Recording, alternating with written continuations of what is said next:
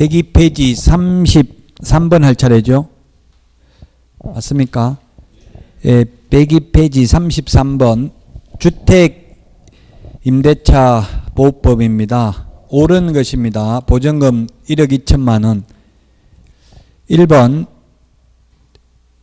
주택을 인도받고 주민등록을 마친 때에는 확정일자를 받지 않더라도 주택의 경매 시 후순위 저당권자보다 우선하여 보증금을 변제받는다. 우선 면제받으려면 확정일자 받아야 되죠. 최우선 면제받으려면 확정일자 안 받아도 되고요. 2번은 주택의 소재지가 대구광역시인 경우 2천만 원에 대해서는 최우선 면제권이 인정된다 했는데 6천만 원 이하인 경우에 2천만 원까지 최우선 면제가 인정되죠. 광역시는. 그 지금 보증금이 1억 2천이니까 최우선 면제 한 푼도 안 낸다고요. 서울특별시에서 1억 이하인 경우 3,400만 원까지 최우선 면제 받고 과밀액제권액은 8천만 원에 2,700만 원까지, 광역시는 6천만 원에 2천만 원까지, 그 밖의 지역은 5천만 원 이하인 경우 1,700까지 최우선 면제 받죠. 보증금이 1억 2천이니까 최우선 면제 한 푼도 못 받습니다.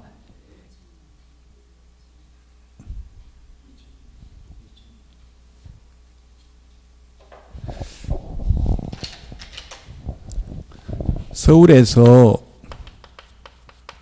1억 이하인 경우 나누기 3을 해서 3,400만 원까지 최우선 면제를 받고 과밀억제권역에는 8천만 원 이하인 경우 나누기 3을 해서 2,700만 원까지 2,700 맞죠?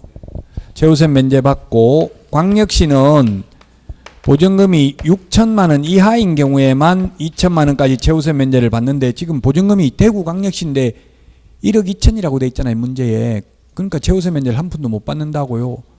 보증금이 6천만 원 이하여야 2천만 원까지 받고, 기타 지역은 5천만 원 이하인 경우에 나누기 3을 해서 1,700만 원까지 절상을 해가지고, 나누기 3을 한다는 법은 없고 역산을 해보니까, 역으로 계산해보니까 왜 이 숫자가 나왔을까를 계산해보니까 나누기 3을 해서 절상을 한 거예요. 100만 원 단위로, 반올림이 아니고. 그래서 2번도 틀렸고요. 3번은 다세대인 경우는 공동주택이니까 동호수 기지해야 최우선 면제 받죠. 대항력 인정되죠. 틀렸고 4번이 답이네요. 대항력을 갖춘 임차인이라도 저당권 설정 등기 이후 정액된 임차 보증금에 관하여 저당권에 기해 주택을 경락받은 소유자에게 대항할 수 없다. 이게 맞아요. 4번이. 만약에 2년 계약을 체결했는데 1억 해가지고 2년 계약 체결했어요. 그런데 중간에 보증금이 1억인데 중간에 이게 대출을 받았단 말이에요. 중간에 대출을 받고 근저당을 설정했으면, 근데 여기 정액이 됐다고요. 1억에서 1억 5천만 원으로 정액됐으면 정액된 5천만 원에 대해서는 이게 중간에 대출이 들어온 근저당보다는 후순위가 된다 이 말이죠.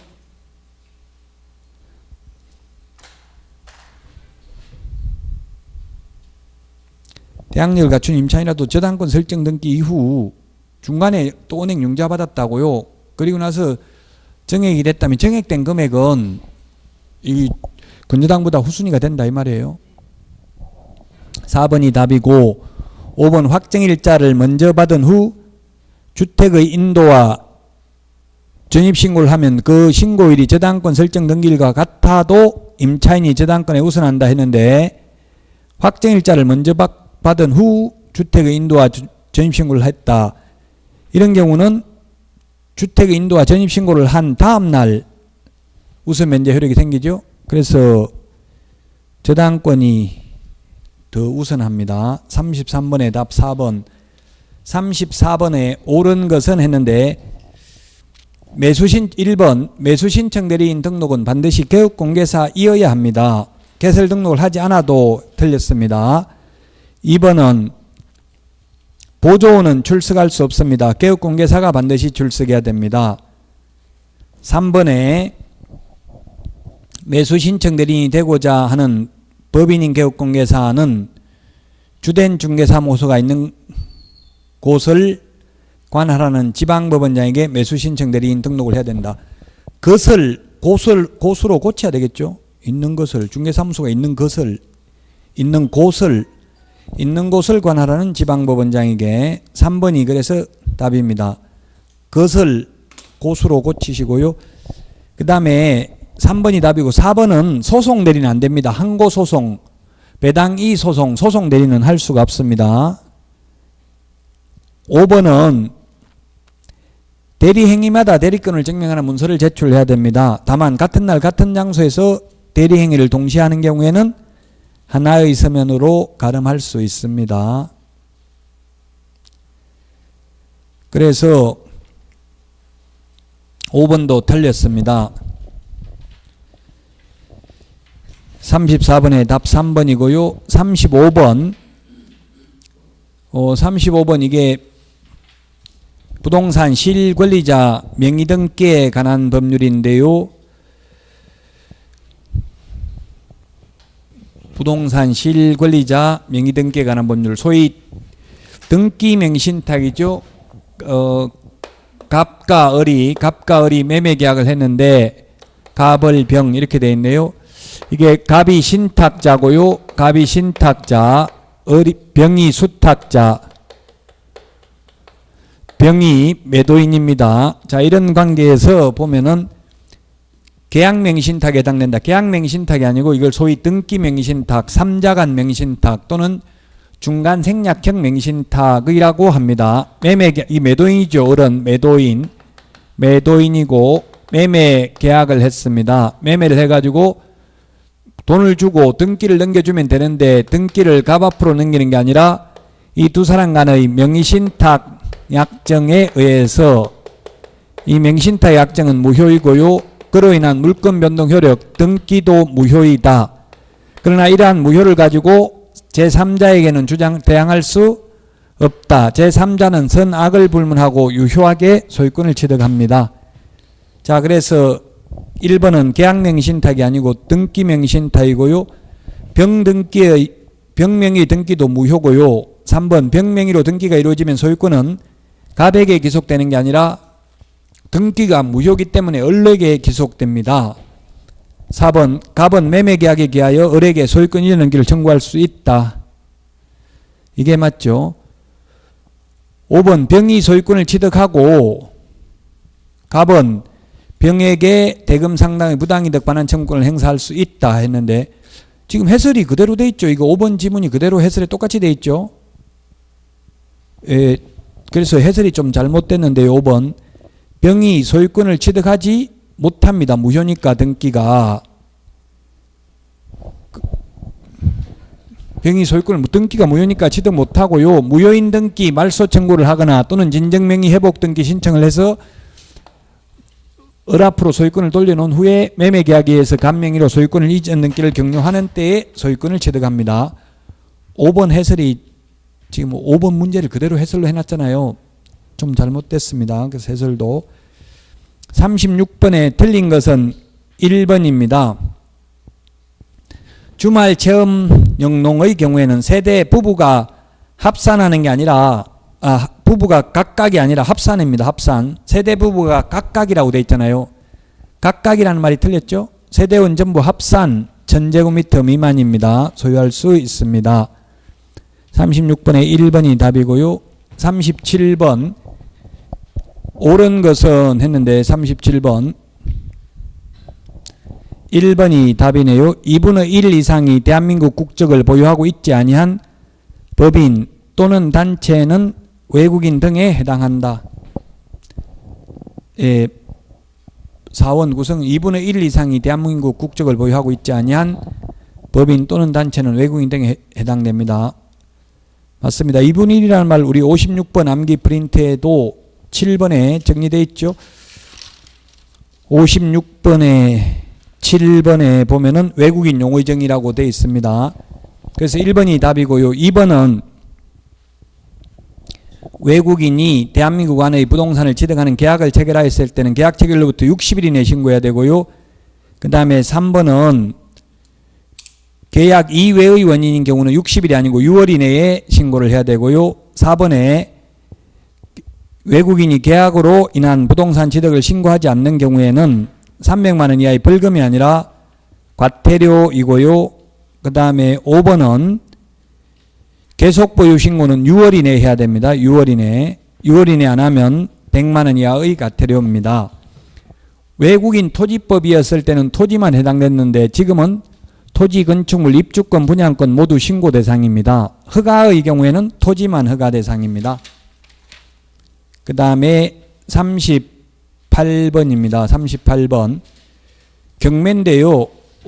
최저 매각 가격이 2억입니다. 최저 매각 가격이 2억인데 1등을 하려고 2억 5천만 원을 써냈습니다. 그러면 내가 써낸 금액의 10%를 보증금으로 내는 게 아니라 최저 매각 가격의 10%를 보증금으로 냅니다. 그러면 그 남은 금액이 2억 3천.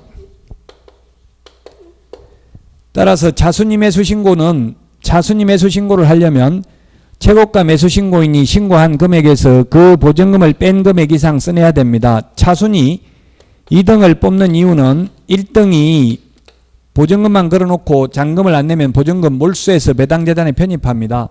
안 돌려줍니다. 안 돌려주면 이거 하고 2등한테 2억 3천에 팔아도 합하면 1등에게 2억 5천에 판 거나 마찬가지죠. 그래서 답은 5번입니다. 차순위 매수 신고는 최고가 매수 신고인이 신고한 금액에서 그 보증금을 뺀 금액을 넘는 때에만 할 수 있습니다. 39번. 틀린 것은 했는데 개인 묘지는 30제곱미터를 초과해서는 아니 됩니다. 가족 묘지는 100제곱미터 이하, 종중 묘지는 1000제곱미터 이하, 법인 묘지는 10만 제곱미터 이상, 가족 종중 묘지 안에 들어가는 분묘 1기의 점유 면적은 10제곱미터, 합장은 15제곱미터를 초과해서는 아니 됩니다. 그래서 39번에 1번이 답이고요. 40번은 옳은 것은 했는데 입주권, 분양권일 때는 부가가치세를 포함한 금액을 적고요. 그 외의 경우에는 부가가치세를 제외한 금액을 적습니다. 그래서 기억이 틀렸습니다. 니은은 거래금액은 둘 이상의 부동산을 함께 거래하는 경우 각각의 부동산 거래 금액을 적고요. 디귿은 종전토지라는 입주권 매매의 경우에만 종전토지에 대해서 작성을 합니다. 이게 부동산 거래 신고서 서식을 봐야 됩니다. 조건 기한이 있는 경우 조건 기한을 기재해야 됩니다. 우리 기본서에 보면 부동산 거래 신고서 서식이 나와 있죠. 이 서식에서 가장 중요한 서식이 확인 설명서 서식이고요. 그 다음에 두 번째가 전속중개계약서 서식이고 세 번째가 바로 이 부동산 거래 신고서 서식이 중요합니다. 233 교과서 233에 있습니다. 이게 교과서 233페이지를 참고해서 신고서 기재 요령을 보시면 되겠습니다. 그래서 40번의 답 4번이고요. 이제 28회 문제입니다. 28회 문제. 옳은 것은 했는데 1번 공인중개사는 이 법에 의해서 자격을 취득해야 됩니다. 외국서 자격증을 취득해도 공인중개사가 아닙니다. 108페이지 1번 문제입니다. 그래서 1번 틀렸고요. 2번은 중개업은 다른 사람의 의뢰에 의하여 일정한 보수를 받고 중개를 업으로 하는 것을 중개업이라고 하죠. 중개업은 세 가지가 필요 충분 조건입니다. 다른 사람의 의뢰에 의하여 일정한 보수를 받고 중개를 업으로 하는 것. 업이라는 것은 불특정 다수와 계속 반복하거나 또는 반복 의사가 있는 것을 업이라고 합니다. 자, 그래서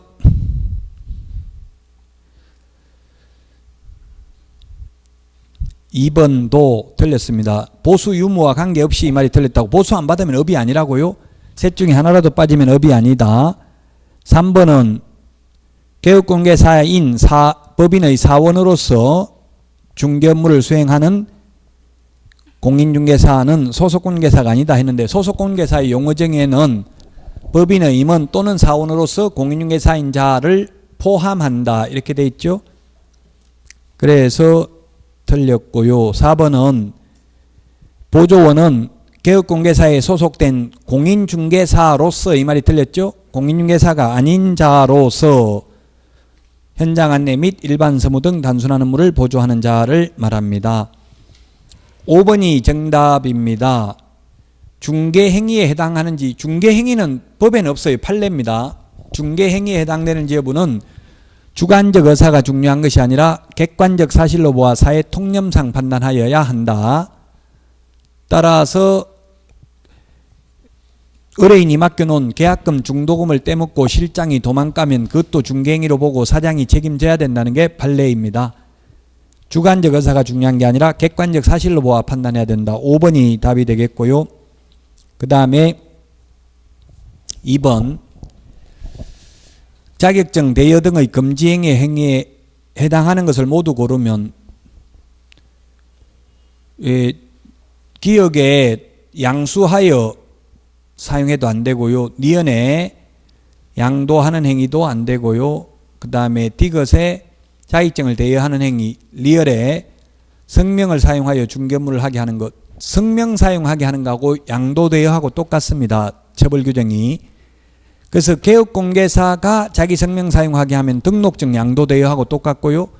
공인중개사가 자기 성명 사용하게 하면 자격증 양도 대여와 똑같은 처벌 규정이 있습니다. 그래서 5번이 정답 다 자격증 대여 등의 금지에 해당하네요. 자, 그 다음에 3번 이게 작년에 안 배운 게 출제된 게 이 3번이 가장 어려운 문제였습니다. 3번. 답이 4번입니다. 분사무소 설치 신고서에는 분사무소 설치 사유서를 제출하라고 기재하라고 하지는 않습니다.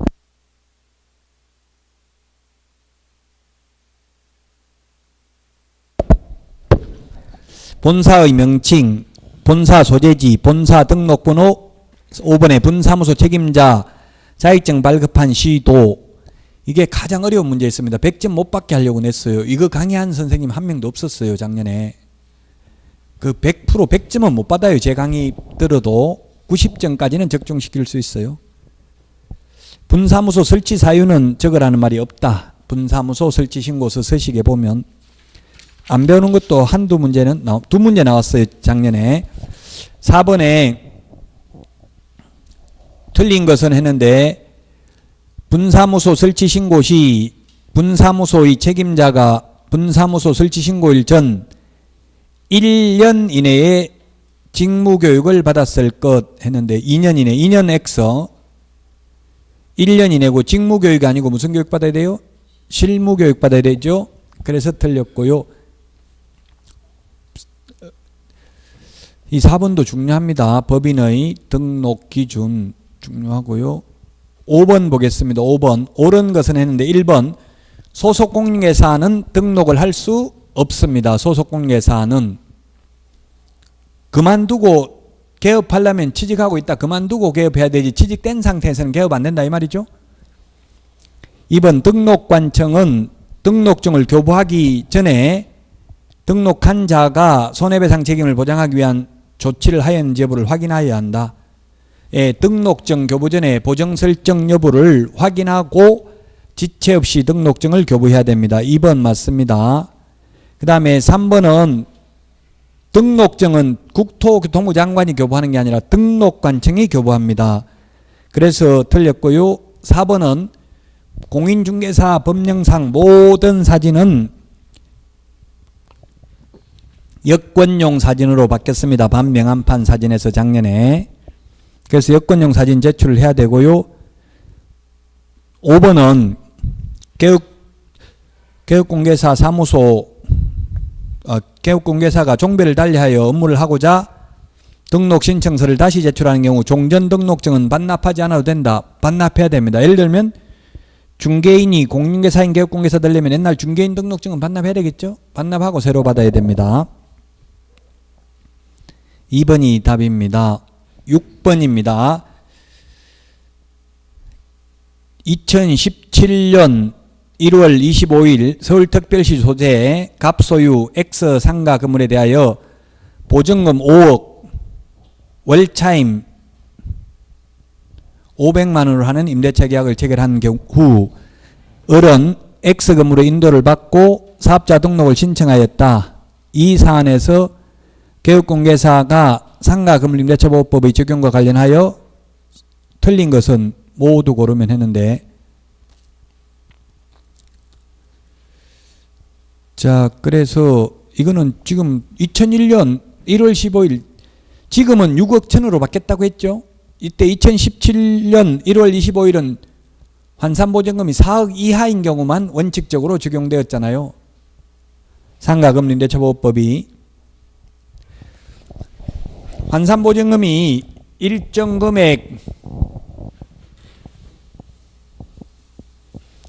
상가건물임대차보호법은 환산보증금이 그 2017년은 4억이었고요. 서울에. 지금은 6억 천으로 받겠다고 했죠. 모든 상가에 대해서 적용되는 거 환산보증금과 환산보증금과 상관없이 적용되는 것, 모든 상가에 적용되는 게 뭐가 있냐면은 첫 번째 대항력. 대항력은 중간에 건물주가 바뀌면 임대차 기간까지 장사할 수 있는 거, 이거는 환산보증금 금액과 상관없이 적용이 돼요. 대항력. 그 다음에 권리금 회수 기회 보장. 권리금 회수 기회 보장. 그 우리 해설에 적어놨잖아요. 해설에 보면 4번에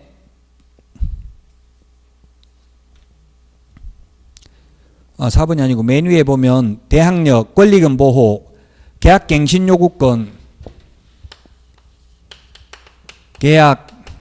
계약갱신 요구권, 최초 임대차 기간을 포함한 전체 임대차 기간이 5년을 초과하지 않는 범위 내에서 계약갱신 요구하는 것은 보증금과 상관없이 가능하다고요. 지금 환산보증금이 10억이죠. 지금 월세가 500이니까 10억이면 원칙적으로 적용 안 되는데 이런 거는 적용된다고요. 그 다음에 3개의 차임액을 연체했을 때 상가 임대차 계약 해지할 수 있다. 그 다음에 상가 임대차 표준계약서 사용 권장할 수 있는 것, 이런 것들은 환산보증금과 상관없이 적용되는 거예요. 그래서 기업과 같이 최단기 존속기간 1년 이런 거는 환산보증금 일정 금액을 초과하면 적용이 안 돼요. 그래서 기업은 1년으로 본다. 틀렸습니다. 그 다음에 니은은 갑으로부터 X 건물을 양수한 병은 갑의 지위를 승리한 것으로 본다. 이게 뭐예요? 대항력이잖아요. 대항력.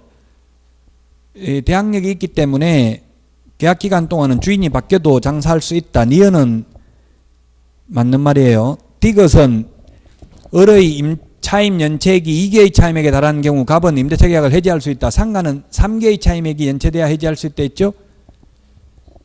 틀렸고요. 그 다음에 리얼은 을은 사업자 등록 신청 후 X 건물에 대하여 저당권을 취득한 정보다 경매 절차에서 우선하여 보증금을 변제받을 권리가 있다. 우선 변제받는 거, 이것도 환산보증금이 서울에서 4억 이하, 그 당시는. 지금은 작년 거 필요했겠죠. 올해는 6억 천, 이게 중요하겠죠. 6억 천 이하인 경우만 확정일자 받아도 우선 변제받을 수 있지. 서울에서 지금 올해 만약에 6억 2천만 원이면 세무서에서 확정일자 도장 안 찍어줘요. 찍어봐야 우선 면제 못 받는다 이 말이에요. 보증금이 일정 금액을 초과해도 적용되는 것은 대항력, 권리금 회수 기회 보장, 계약갱신 요구권, 3개의 차임액을 연체했을 때 해지할 수 있는 것, 표준계약서 사용 권장할 수 있는 것, 이런 거는 보증금과 상관없이 적용되는 것들입니다.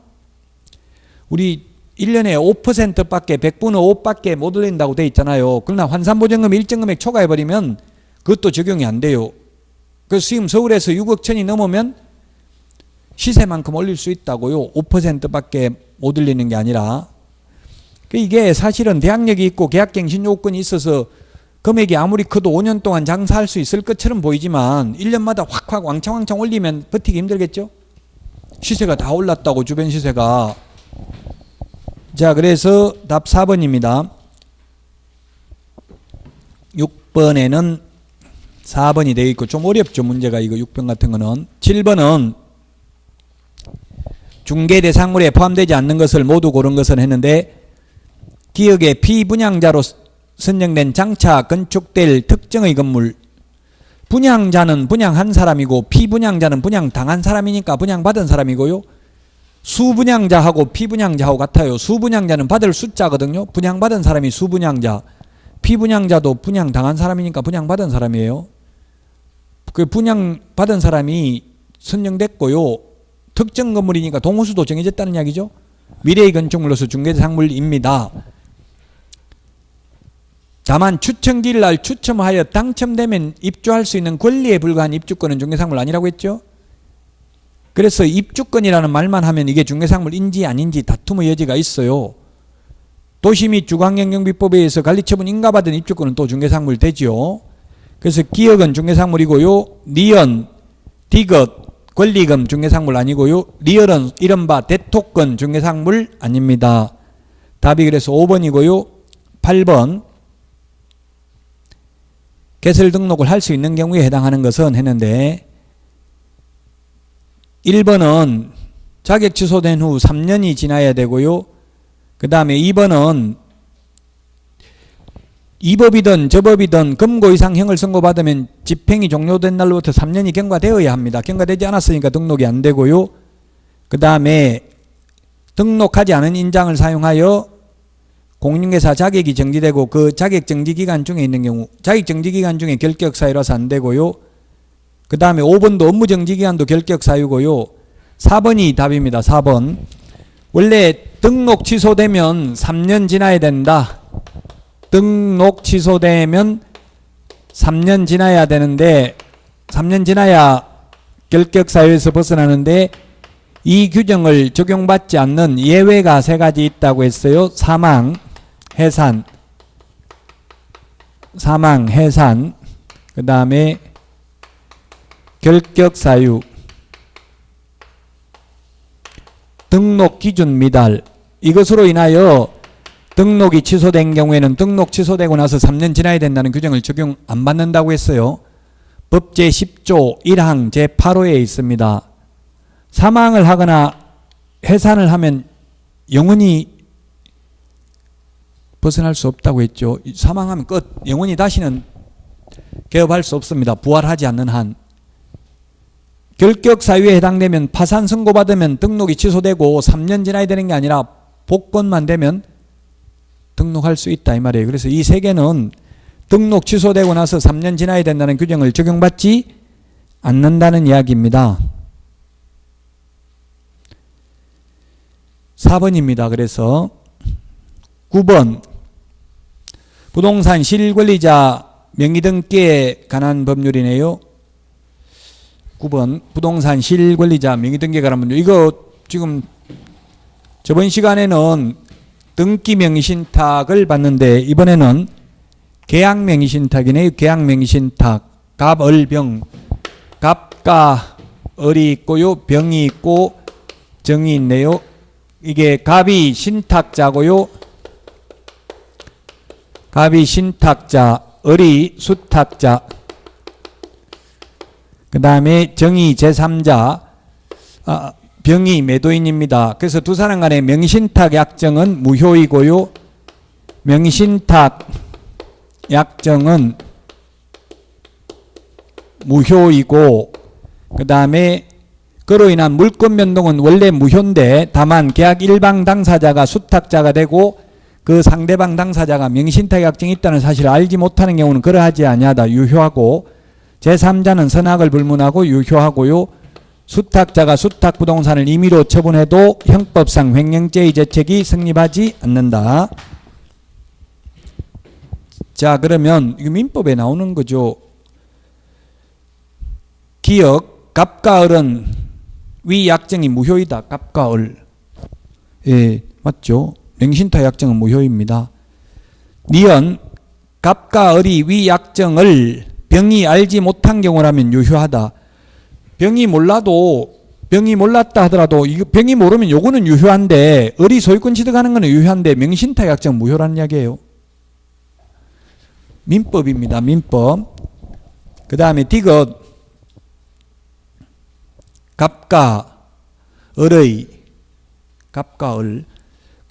위 약정이 병을 알지 못한 경우 갑은 X 토지의 소유권을 취득한다. 갑이 소유권을 취득하는 게 아니라 누가 취득해요? 을이 소유권을 취득하죠. 갑과 을의 약정을 병이 알지 못하는 경우, 병이 선의인 경우에는 갑이 아닌 을이 X 토지의 소유권을 취득합니다.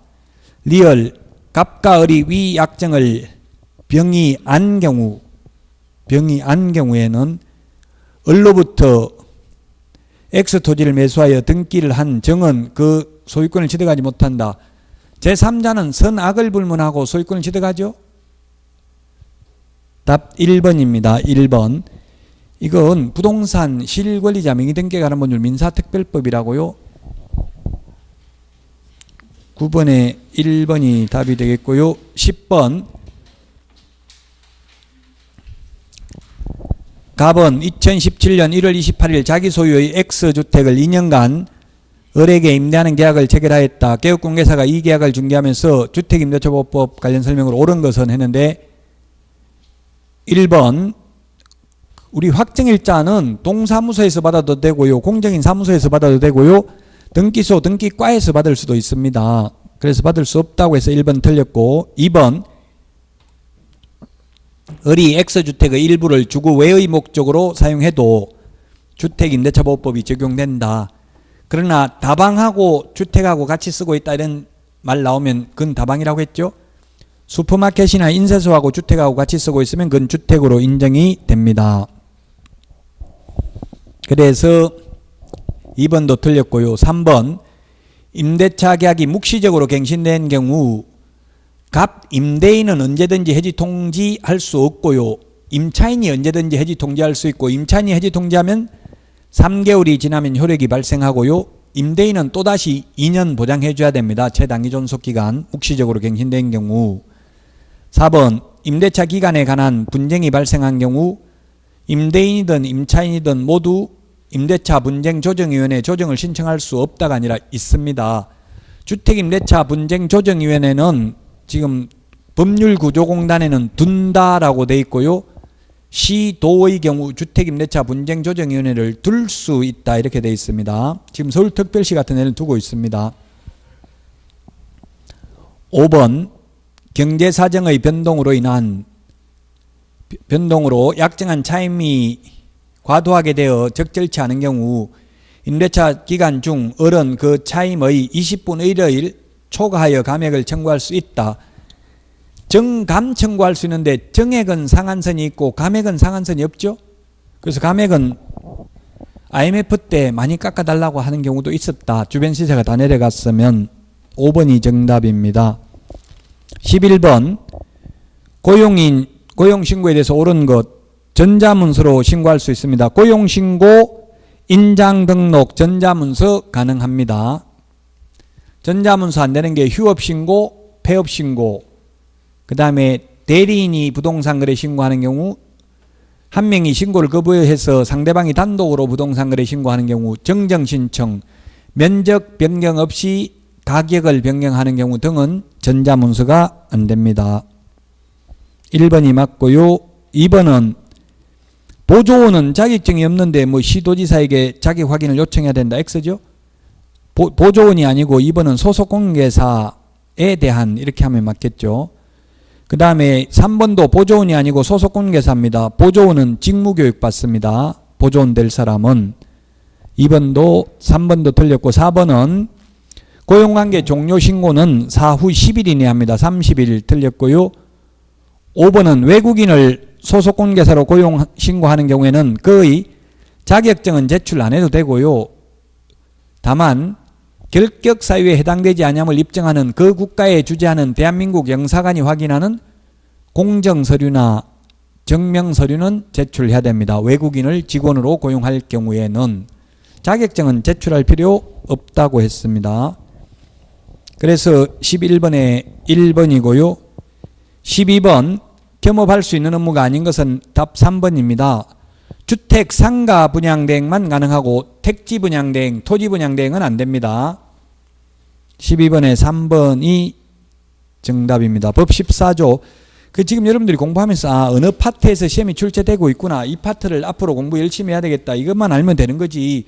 지금 이 내용을 100% 다 이해 안 되더라도 슬퍼하거나 노여하지 마시라고요. 지금 100% 다 돼버리면 오히려 그건 더 불리해요. 시험 볼 때까지 그 페이스를 유지하기 쉽지 않아요. 좀 모르는 게 있어야 채워가면서 페이스 관리를 할 수 있는 거예요. 13번 옳은 것은 했는데 소속 공개사 인장 등록해야 됩니다. 하지 않아도 된다. 1번 틀렸고요. 2번이 맞네요. 등록 인장 변경 등록 7일 이내 하는 거 맞고요. 3번 주된 사무소 사용할 인장은 법인의 인장이어야 합니다. 상업 등기 규칙에 따라 신고한 법인의 인장이어야 되고요. 분사무소는 법인의 대표자가 보정하는 인장을 등록할 수 있습니다. 4번은 법인인 개업공개사 인장 등록은 인감증명서 제출로 가름할 수 없다 했는데 가름할 수 있습니다. 즉 법인 인장이어야 하기 때문에 법인 인감도장이어야 되기 때문에 인감증명서 제출합니다. 5번 인장 등록은 개설 등록 신청과 같이 할 수 있고 소속 공인중개사의 경우에는 고용 신고하면서 같이 할 수도 있습니다. 별도의 인장 등록 신고서에 의해서 할 수도 있고요. 따라서 2번이 정답입니다. 그 다음에 14번입니다. 틀린 것은 했는데 1번 소속 공인중개사 자격증도 게시해야 됩니다. 게시 안 하면 사장인 개업공개사가 처벌받습니다. 분사무소의 경우 신고 필증 원본도 게시해야 되고요. 그 다음에 개업공개사가 아닌 자는 표시광고를 해서는 아니 되고요. 4번 중개사무소 명칭을 명시하지 아니하고 중개사무소의 표시광고를 한 자를 신고한 자는 포상금 지급 대상에 해당된다. 이게 틀렸네요. 포상금은 무등록, 거짓 부정한 방법으로 등록, 양도대여한 자를 신고한 경우만 포상금 지급합니다. 그래서 4번이 틀린 정답이고요. 5번은 이중등록, 이중소속 다 안됩니다. 그래서 4번이 답이고요. 15번 사무소 이전 신고 틀린 거 됐는데 답은 3번입니다. 분사무소 이전 신고하려는 법인인 개업공개사는 중개사무소 등록증을 첨부하는 게 아니라 분사무소 이전은 분사무소 설치 신고 필증을 첨부해야 됩니다. 분사무소 이전의 경우 사무소 이전에 대해서도 한 문제 출제됩니다. 사후 신고라고 했습니다. 10일 이내에. 15번의 답 3번이고요. 자, 그 다음에 16번 일반 중개계약에 대해서 옳은 것입니다. 1번 일반 중개계약서는 국토교통부 장관이 정하는 표준 서식을 사용해야 된다. X입니다. 일반 중개계약은 말로 해도 됩니다. 다만 표준 서식을 정해서 사용을 권장할 수는 있습니다. 2번 중개 의뢰인은 동일한 내용의 일반 중개계약을 다른 여러 명의 개업공개사와 계약 체결할 수도 있다. 현실적으로 그렇게 하고 있죠. 집 여러 군데 내놓잖아요. 팔아달라고 여기저기. 예, 그래서 2번이 정답이고요. 3번 일반 중개계약의 체결은 서면으로 해야 된다. 구두로 해도 됩니다. 4번 물가, 수준 4가지 사항을 기재한 일반 중개계약서 작성을 요청할 수 있죠. 중개대상 물의 위치 및 규모, 거래 예정 가격, 거래 예정 가격에 의한 중개보수, 의뢰인과 개업공개사가 준수하여야 할 사항 4가지 사항을 기재한 일반 중개계약서 작성을 요청할 수 있습니다. 그래서 틀렸고 5번 개업공개사가 일반 중개계약을 체결한 때에는 부동산 거래 정보망에 중개상물에 관한 정보를 공개해야 된다. 전속 중개계약은 정보망 또는 일간신문에 7일 이내에 공개를 해야 되지만 일반 중개계약은 공개해도 되고 안 해도 되고 규정이 없습니다. 일반 중개계약의 경우 공개하라는 규정이 없습니다. 17번까지 하고 쉬었다가 하겠습니다. 17번 네 보니까 미리 해야 되는 것 휴업신고, 폐업신고, 재개신고, 변경신고 다 미리 신고해야 되죠. 폐업신고, 재개신고, 변경신고 모두 다 미리 신고입니다. 그래서 기역, 휴업, 리연, 변경, 디귿, 폐업, 리얼, 재개신고 모두 미리 사전신고다. 사무소 이전신고는 모두 사후신고다. 협회 지부, 지회 설치신고도 사후신고다. 등록인장 변경등록도 사후 7일 이내 변경등록이다. 그래서 사전 절차인지 사후 절차인지 이런 걸 좀 주의해야 돼요.